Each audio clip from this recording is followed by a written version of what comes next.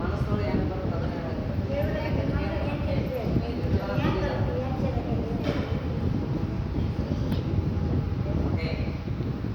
ನೋಡ್ರಿ, ಇವತ್ತು ನಮ್ಮ ಜ್ಞಾನ ಸಂಪತ್ತಿ ಗುರುಕುಲ ಕಲಿಯುವ ಮನೆ ನಾಲ್ಕವಾಡ ಶ್ರೀ ಅಮರೇಶ್ವರ ಪಬ್ಲಿಕ್ ಶಾಲೆಯ ಏರ್ಪಾಡು ವಿದ್ಯಾರ್ಥಿನಿ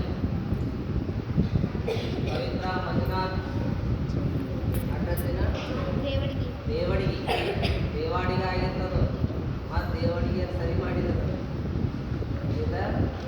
ಅದಕ್ಕೆ ಆ ಮಗು SSLC ಒಳಗೆ 74%. ಅದು ಯಾವ ಮೀಡಿಯಮ್?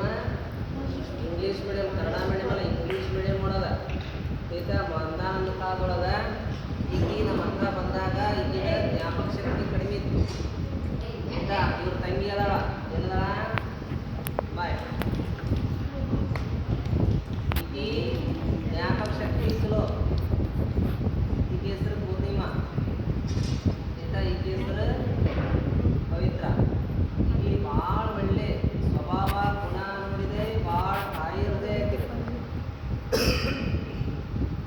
ಆರ ಅಭ್ಯಾಸ ಓದಿದ್ದು ನೆನಪು ಉಳಿತಿದ್ದಿಲ್ಲ. ಅಂತಾಕಿಗೆ ದಿನ ಹ್ಯಾಂಡ್ ರೈಟಿಂಗು ಓದಿಸೋದು ಬರ್ಸೋದು ಎಲ್ಲ ಮಾಡಿದ್ವಿ.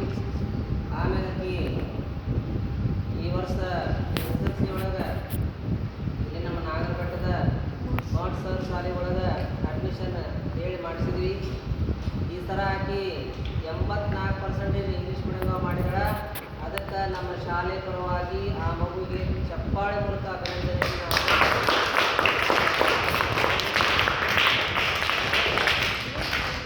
ಅದಕ್ಕೆ ಆಕಿ ನಮ್ಮ ಶಾಲೆಯೊಳಗೆ ಆಕೆ ಹೆಂಗೆ ಕಲ್ತು, ಆಮೇಲೆ ನಮ್ಮ ಶಾಲೆ ಒಳಗೆ ಕಲ್ತಂಥ ವಿಷಯಗಳು ಯಾವ್ಯಾವ ನೆನಪದಾವು ಮತ್ತು ಆಕೆ ಮುಂದೆ ನಮ್ಮಲ್ಲಿ ಕಲ್ತಂಥ ಯಾವ್ಯಾವ ವಿಷಯಗಳು ಯಾವ್ಯಾವ ಅಂಶಗಳು ಆಕೆ ಮುಂದೆ ಸಹಾಯ ಆಯಿತು ಅನ್ನೋದನ್ನು ಆಕೆ ಬಾಯಿಲಿನ ನಾವು ಹೇಳೋಣ.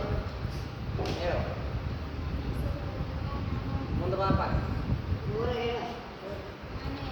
ಮೈಕ್ ಕೊಡ್ರಿ, ಮೈಕ್ ಕೊಡು.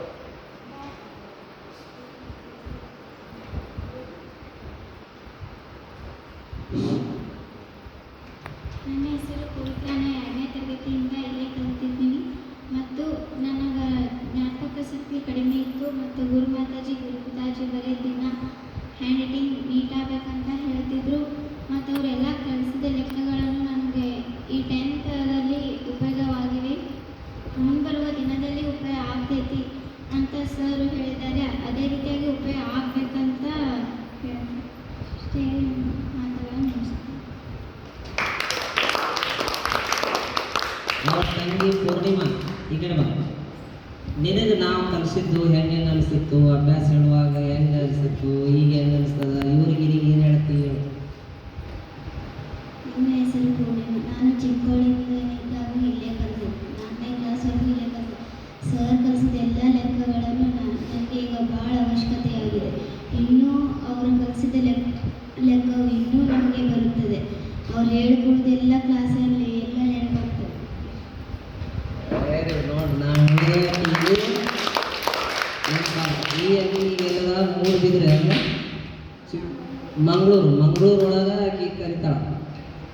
ಅರ್ಥ ಆಗ್ತದೆ ನೋಡು. ಅಲ್ಲಿದ್ರು ಸಹ ನಾವು ಹೇಳುವ ಲೆಕ್ಕಗಳು ಎಲ್ಲ ಆಕೆಗೆ ಇವು ಸಹ ನೆನಪದವ.